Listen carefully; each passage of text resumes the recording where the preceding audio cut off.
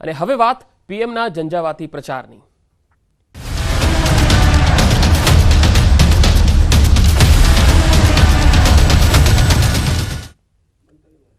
प्रधानमंत्री नरेंद्र मोदी आज गुजरात में गजवशे 4 सभा। आणंद, वढवाण, जामनगर और जूनागढ़ में जनसभा संबोधन करशे। पीएम नो आज मध्य गुजरात और सौराष्ट्र में प्रचंड प्रचार।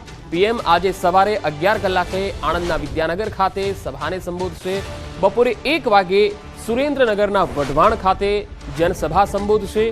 बपोरे 3:15 कलाके जूनागढ़ में और सांजे 5 वागे जामनगर में सभा गजवशे। पीएम मोदी गईकालथी गुजरातना प्रवासे छे, जेमां 2 दिवसमां 6 सभा गजवीने 15 लोकसभा बैठक पर प्रचार करशे। गईकाले पीएमए उत्तर गुजरातमां प्रचार कर्यो हतो, जेमां बनासकांठाना डीसा अने साबरकांठाना हिम्मतनगरमां सभा गजवी हती। 2 दिवसमां तेओ बनासकांठा, पाटण, साबरकांठा, महेसाणा, आणंद, खेड़ा, सुरेन्द्रनगर, जूनागढ़, पोरबंदर, अमरेली, जामनगर लोकसभा बैठक पर प्रचार करशे।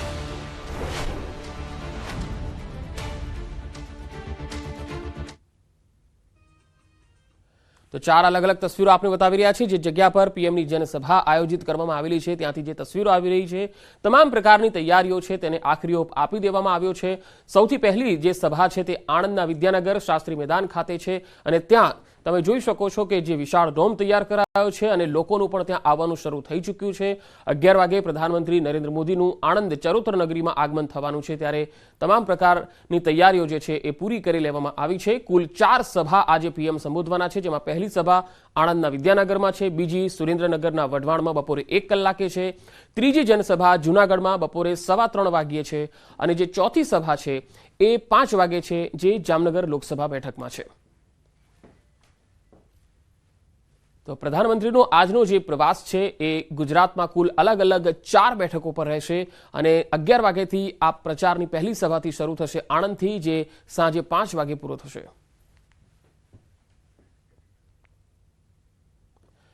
પીએમ મોદી 2 દિવસ ગુજરાતના પ્રવાસે છે, ત્યારે પીએમએ ગાંધીનગર કમલમની મુલાકાત લીધી હતી।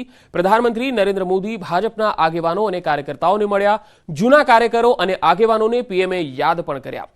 मुख्यमंत्री भूपेन्द्र पटेल, प्रदेश अध्यक्ष सीआर पाटिल, गृह राज्यमंत्री हर्ष संघवी तथा प्रदेश संगठनना महामंत्री रत्नाकरजी उपस्थित रह्या। कमलम कार्यालयनी व्यवस्थानी तमाम टीम साथे पीएमए रूबरू मुलाकात करी मार्गदर्शन आप्युं।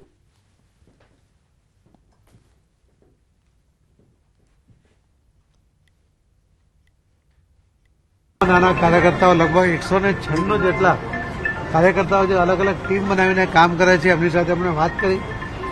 એમના સમયમાં કેવી રીતે કામ કરતા હતા, એમાં કેટલાક લોકોને પણ એમણે યાદ કર્યા અને એમણે બધાને માર્ગદર્શન પણ આપ્યું કે કામ કેવી રીતે કરવું જોઈએ। અને હવે વાત મહાસંગ્રામની।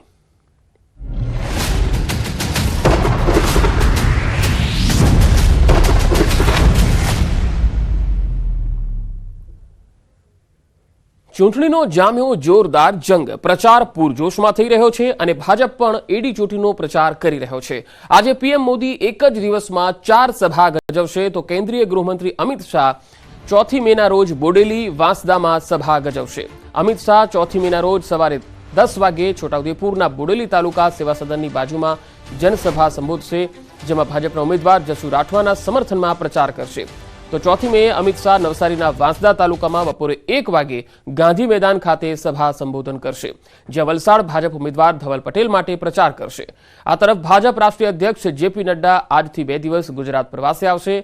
आ 2 दिवसमां तेओ 4 बैठक पर प्रचंड प्रचार करशे।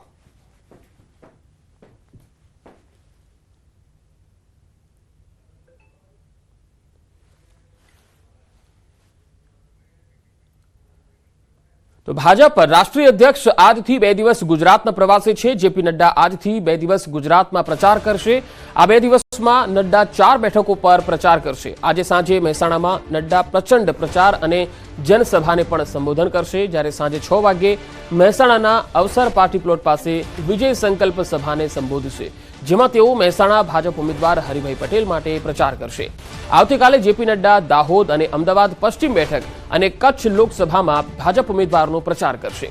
3 મેના રોજ નડ્ડા દાહોદમાં સવારે 11 વાગે જસવંતસિંહ ભાભોર માટે સભા કરશે, તો બપોરે 2 વાગે અમદાવાદના ટાગોર હોલ ખાતે મતદારો સાથે સંવાદ કરશે।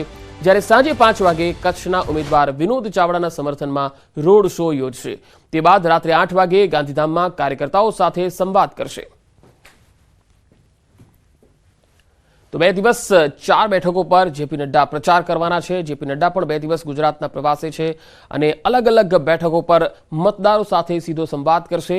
આજે સાંજે 6 વાગે તેઓ મહેસાણામાં સભા કરવાના છે।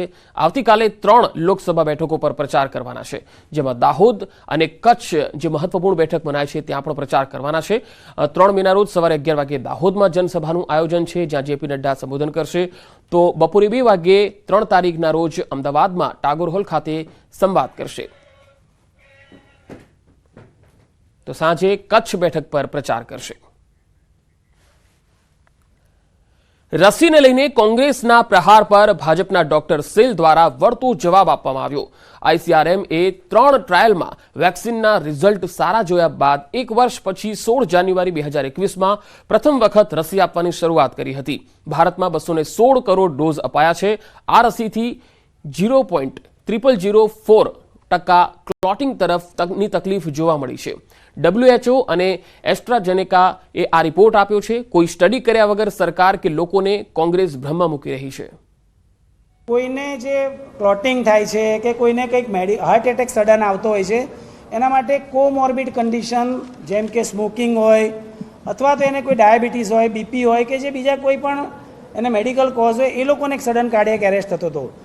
બીજું સિમ્પલ સાદી આપણે એક ઓરલ કોન્ટ્રાસેપ્ટિવ પિલ્સ એ પણ જો આપણી બહેનો જે લેતી હોય છે એના લેવાથી પણ ક્લોટિંગનો પ્રોબ્લેમ થતો છે। દરેક ડ્રગને એનો પોતાનો કોમ્પ્લિકેશન હોય જ છે। એટલે આપણે એવું ક્લેમ કરીએ કે આ વેક્સિન લેવાથી આ થયું છે, એના એ તો કદાચ મને ખબર નથી કે આ કેમ આ કોઈ સ્ટડી કર્યા વગર કોંગ્રેસના પ્રવક્તા કે કોંગ્રેસના નેતાઓ આવું સ્ટેટમેન્ટ લઈને સરકારને અને સરકાર તો પછી બધા સામાન્ય પ્રજાને ભ્રમમાં મૂકે છે।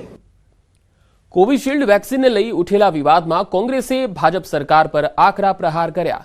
WHOએ કહ્યું હતું કે વેક્સિનની આડઅસર અંગે તપાસ થવી જોઈએ, છતાં વેક્સિન અપાયા બાદ વિદેશમાં અનેક સર્વે અને ડેટા તૈયાર થયા, પરંતુ ભારતમાં કોઈ પણ પ્રકારના ડેટા તૈયાર ન થયા હોવાના આક્ષેપ કોંગ્રેસના પ્રદેશ પ્રમુખ CR પાટીલે કર્યા। શક્તિસિંહના મતે કોવિશિલ્ડ બનાવનાર કંપનીએ ખુદ સ્વીકાર કર્યો કે વેક્સિન બાદ લોહીની ગાંઠ થઈ જાય છે। अदर कंट्रीज ज़्यादातर कंट्रीज ने अपने देश में वैक्सीन के बाद हेल्थ पैरामीटर्स का मॉनिटरिंग किया कि भाई आपने वैक्सीन ली है, आपका रेगुलर चेकअप होगा और जिसको ब्लड थिनर की ज़रूरत थी या और कोई ज़रूरत थी देते रहे, तो जान गंवाने वाले वहाँ कम रहे। हमारे देश में काम ही नहीं हुआ, इसलिए गुजरात में और देश में वैक्सीन के बाद अनफॉर्चुनेटली लोगों ने बहुत जान गंवाई है। મતદાનને હવે ગણતરીના દિવસો બાકી છે અને ઉમેદવારોએ એડી ચોટીનું જોર લગાવ્યું છે। રાજકોટ બેઠક પર ભાજપ ઉમેદવાર બેઠકો કરીને પ્રચારમાં જોડાયા। ભાજપ ઉમેદવાર પરસોત્તમ રૂપાલાએ લેઉવા પટેલ સમાજના ઉદ્યોગપતિ અને વેપારી અગ્રણીઓ સાથે મુલાકાત કરી, જેમાં રૂપાલાએ ઉદ્યોગપતિ ચંદુભાઈ વિરાણીના ઘરે મુલાકાત કરી, જેમાં લેઉવા પાટીદાર સમાજના વિઠ્ઠલભાઈ ધડુક, વલ્લભભાઈ સતાણી, દુષ્યંતભાઈ ટીલાડા, આકાશભાઈ વેકરિયા, કિશોરભાઈ પાંબર, પરેશભાઈ ગજેરા સહિતના ઉદ્યોગપતિઓ હાજર રહ્યા। આ સમયે વાંકાનેર રાજવી અને રાજ્યસભાના સાંસદ કેસરીદેવસિંહ ઝાલા અને ભાજપના નેતા ધનસુખ ભંડેરી પણ હાજર રહ્યા। રાજકોટ બેઠક પર લેઉવા પટેલ સામે કડવા પટેલ ઉમેદવાર મેદાનમાં ઉતારવામાં આવ્યા છે।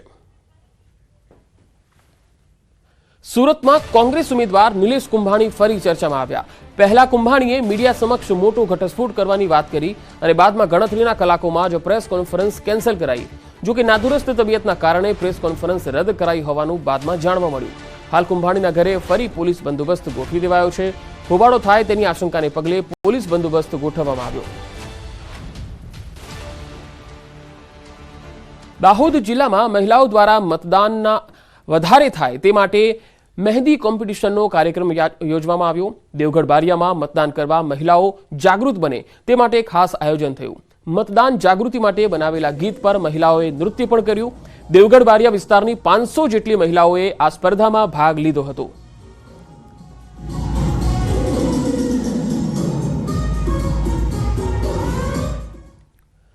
રાજ્યમાં લોકસભા ચૂંટણીના હવે ગણતરીના દિવસો બાકી છે ત્યારે બારડોલી લોકસભા મતવિસ્તારમાં સમાવિષ્ટ તાપી જિલ્લામાં ગુજરાત સરકારના મંત્રી મુકેશ પટેલે ભાજપનું સહકાર સંમેલન આયોજિત કર્યું, જેમાં ભાજપના હોદ્દેદારો અને કાર્યકર્તાઓ ઉપસ્થિત રહ્યા. ચૂંટણી પ્રચારના અંતિમ તબક્કામાં કાર્યકર્તાઓને બૂથ લેવલ પર લોકોના ઘરે ઘરે જઈ જે તે મતદારોની સમસ્યાઓ જાણી હતી. મતદારોને રીઝવવા જાદુગરનો ખેલ પણ બતાવવામાં આવ્યો. સાથે જ બારડોલી લોકસભા બેઠકના ભાજપ ઉમેદવાર પ્રભુ વસાવા 5 લાખથી પણ વધુ લીડથી જીતશે તેવો આશાવાદ મંત્રી મુકેશ પટેલે વ્યક્ત કર્યો.